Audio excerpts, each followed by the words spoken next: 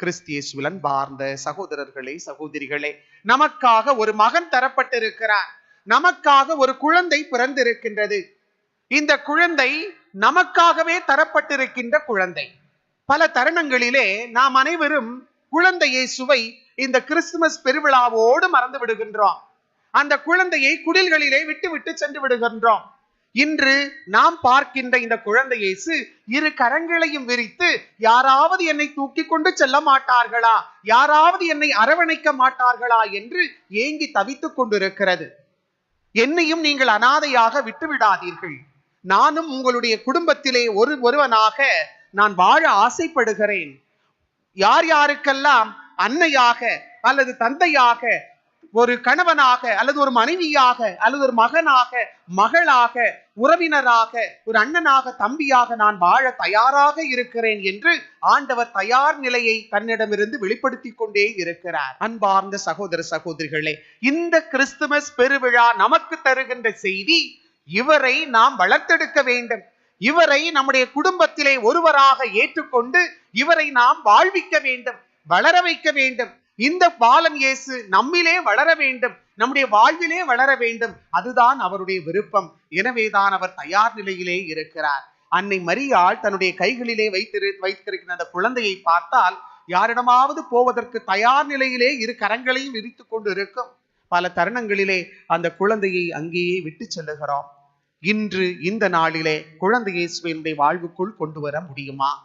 நம்முடைய உறவுக்குள் கொண்டு வர முடியுமா? ஒரு தந்தையாக, தாயாக, அல்லது ஒரு சகோதரனாக, சகோதரியாக, மகனாக, மகளாக ஏற்று இவரை வளர்த்தெடுக்க முடியுமா? யாருக்கெல்லாம் அப்பா இல்லையோ, அப்பாவா இவரை எடுத்துட்டு போலாம், கூட்டிட்டு போலாம். அப்பாவாகவே வளருவார். அப்பா தருகின்ற அனைத்து மகிழ்ச்சியையும், அனைத்து சமாதானத்தையும், அனைத்து பாசத்தையும், பாச மழையையும் உங்கள் மீது பொழிவார். யாருக்கெல்லாம் அம்மா இல்லையோ, பாசத்தை கொட்டி வளர்க்கின்ற, அமுதூட்டி வளர்க்கின்ற ஒரு தாயாக இவர் இருப்பார்.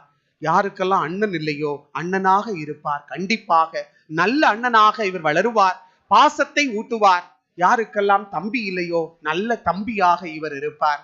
அதே போல நல்ல சகோதரியாக, சகோதரனாக இருப்பார். கண்டிப்பாக நல்ல ஒரு உறவாக இந்த குழந்தை நமக்குள் வளர, நம்முடைய வாழ்வுக்குள் வளர, நம்முடைய உறவுக்குள் வர ஆசைப்படுகின்றார். கண்டிப்பாக இவரை நாம் எடுத்து செல்ல முடியுமா?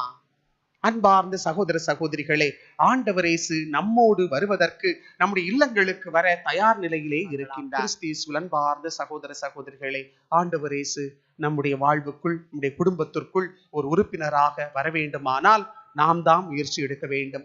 நாம் தான் அவரை கொண்டு செல்ல வேண்டும். இந்த ஆண்டவர் இயேசு நம்மோடு இருப்பதற்கு, நம்மோடு வாழ்வதற்கு, இம்மானுவேலாக இருப்பதற்கு தான் இங்கே பிறந்திருக்கிறார். அதுதான் வானதூதர் வழியாக கடவுள் அறிவித்த செய்தி. இவர் பெயர் இம்மானுவேல். இம்மானுவேல் என்றால் கடவுள் நம்மோடு இருக்கிறார் என்ற அர்த்தம்.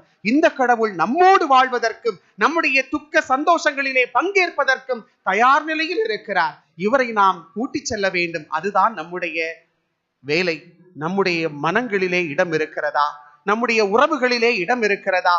நம்முடைய வீட்டிலே இடம் இருக்கிறதா? நம்முடைய வாழ்விலே இடம் இருக்கிறதா? ஆண்டவர் இயேசு இடம் தேடி வருகிறார். அவருடைய இல்லிடமாகிய விண்ணகத்தை விட்டு நம்மை தேடி குதித்து வந்திருக்கிறார். நம்மை பார்ப்பதற்காக, நம்மோடு இருப்பதற்காக. நாமும் நம்முடைய இதய கதவுகளை திறக்கிறோமா, சாத்தி வைத்திருக்கின்றோமா? ஆண்டவர் இயேசு நம்முடைய மன கதவண்டை நின்று தட்டி கொண்டே என்னையும் சேர்த்துக் கொள்ளுங்களேன் என்று ஒரு விண்ணப்பமாக நம்மிடம் தருகிறார். அன்பார்ந்த சகோதர சகோதரிகளே, நம்முடைய பதில் என்ன? இந்த பாலன் இயேசு நம்மோடு வாழ ஆசைப்பட்டு தான் இந்த உலகத்திற்கு பிறந்திருக்கிறார். அவருடைய ஆசையை நாம் நிறைவேற்றுவோமா, அல்லது அவருடைய ஆசையை நிராசையாகவே மாற்றி விடுவோமா? சிந்தித்து பார்ப்போம்.